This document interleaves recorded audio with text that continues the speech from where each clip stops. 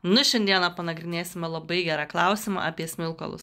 Prisižiūrėtų visų video apie netikrus kristalus, tai dabar manęs klausėt apie smilkalus. Kodėl nesidaro magija? Kodėl nieko neįvyksta?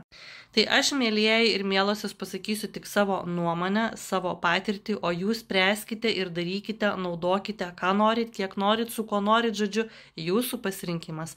Esate dideli, berniukai ir mergaitės, spręsti jums. Tai klausimai buvo dažniausiai tokie. Kodėl paėmus pagrindinius ingredientus, kurie susiję su magija, kristalai, ar ne, eteriniai aliejai, žoliniai smilkalai, kodėl nepavyko ritualas, kodėl nieko nevyksta, kodėl galų gale net energija neišsivalo namuose arba kristale, žodžiu, arba kad ir pačios elementariausiose nedideliuose tokiuose ritualuose, ar ne, kuriuos gali daryti daugelis, ar ne, nėra ten tos jau labai gilios magijos. Tai visų pirma, arba ritualą atlikot ne taip, nors daugelis sako, kad tikrai taip, ir ten su mokytojo vedimu ir panašiai, ingredientus, viską susirinkot. Ne, bet kai pradėjot man siųsti savo nuotrauką, tai tapo aiškutis, kodėl ten niekas nesuveikia. Na, pavyzdžiui, aš čia dabar rodau tik pavyzdį. Tai yra mano rankų darbo smilkalai. Kiekvienas unikalus ir vis kitoks, nes skirtingos žolelės auga skirtingų laikotarpių, iš lietuviškų miškų, viskas daryta rankytėmis, na, akivaizdu. Kiekvienas unikalus nėra tokio pat, abejoju, kad surasi. Taip, žolelius tenais gali būti tikrai panašių, nes darau kaip savo ir naudoju kaip savo tam tikriem dalykam, jūs naudojate irgi. Tai va, mano, tarkim, žoliniai, aišku, dideli, nestandartiški, nes, kam pirkti po tą mažą pipsiuką, ar ne, kuris dažniausiai tokį didžią, jeigu galima turėti didelį, aš pati daug naudoju, žodžiu, pastoviai reikia ieškoti arba pirkti, žodžiu, grįžau aš vėl prie savo gamybos, kaip ir anksčiau jos ir darydavau. Tai va, mano yra dideli ir štai tokie. Tai kai pradėjot jūs siųsti man savo nuotraukas, kokius kai jūs smilkalus naudojate? Tiesiog cekava pasidarė. Gal neetiška bus čia dabar rodyti. Pasakosiu žodžiais. Jums rinktis, jums spręsti. Kadangi atsiranda kiekvieną dieną mergaičių, kurios labai gerai išmano kristalus, bet paklausus nieko neatsako ir čia tik tokia blokuoja, Instagram'e blokuoja, nesvarbu, ne mūsų reikalas, ar ne menuliukai ir ne menuliukai. Tai kaip aš jums sakiau, pasidomėkite, iš ko perkate kristalą. Ar žino pavadinimą, kodėl siūlo, ką siūlo, žodžiu, apie kitą akmenį paklauskite, apie dar kitą, juk matosi, ar žmogus tą išmano, ar pažįsta ametistą, rožinį kvarsą, ar kalnų krištolą, vetsolą, ar ne? Taigi akivaizdu.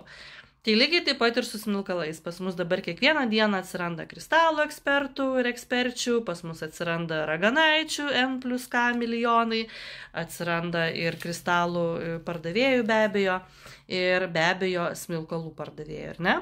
Kas įdomiausia, kad paklausus kokios tai žolelės, irgi esu labai daug kur užblokuota, mano menuliukai irgi, bet čia dabar ne apie tai. Ir analogos lygiai toks pats. Lygiai toks pats, lygiai tas pats, net gėlytė tokia pati, net spalvytė ta pati, net sudėta taip pat, milimetras į milimetrą, pilnas AliExpressas, rožinių smilkalų, žydrų, violetinių, raudonų,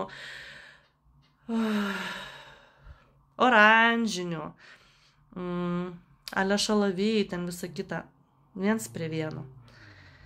Kaži kokios ten žolelės, kaži kame mirkyta, nes aš tai šventai tikiu, jūs manęs neperkalbėsit, jūs tikėkit, ko norit, aš tikiu, ko aš noriu.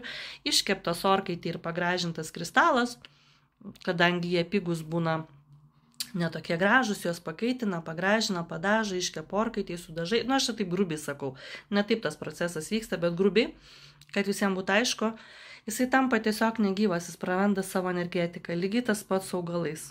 Kaži kame ten mirko ir kam virkyti tas žolelės ir kam jas dažyti violetiniai ir kam ten, jūs tikit, kad ten lieka ta energija tuose violetiniuose dažuose, ten tuose plasmasiukuose, tuose visuose dalykuose, ten yra kažkas gyvo, gal, nežinau.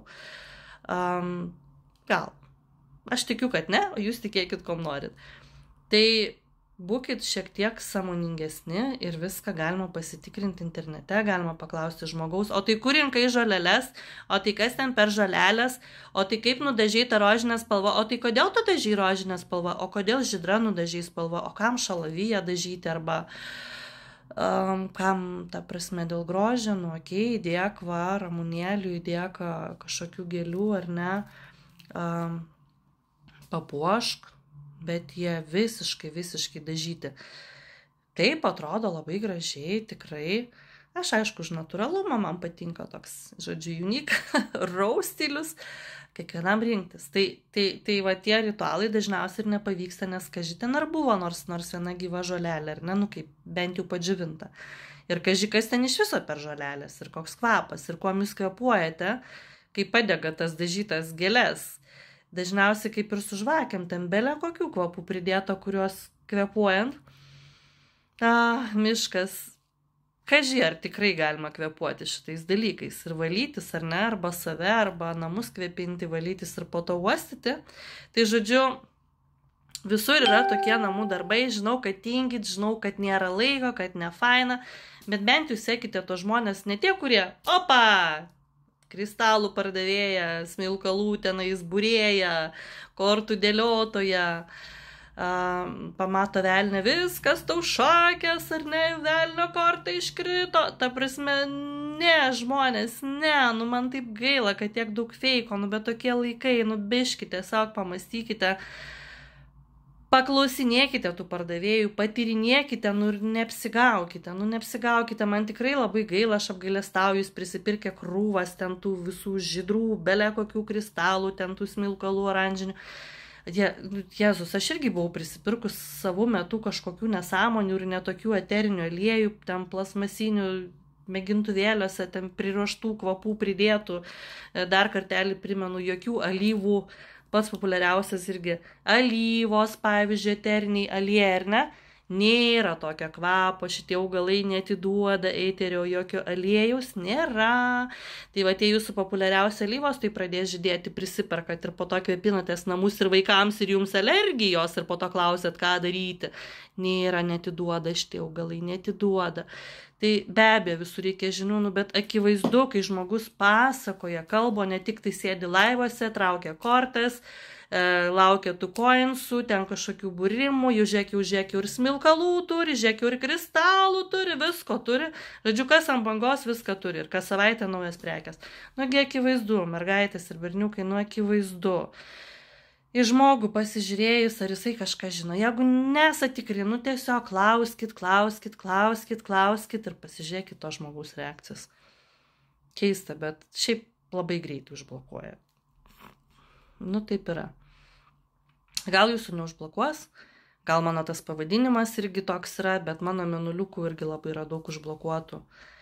Tai atsakiau šitą klausimą apie smilkalus, nes matyt ateina pavasaris, čia visokiausių tų dienų ypatingų pas mus ir valymas, ir nauji etapai, ir ne, tai mano nuomonė yra tokia, mano patarimas yra toks paprastas, nuoširdus, bet jums rinktis. Jūs esat suaugę žmonės ir būkite tiesiog atidūs, gerai? Viskas, myliu, bučiuoju, jeigu turi dar klausimų, rašykite, mielai pasidalinsiu.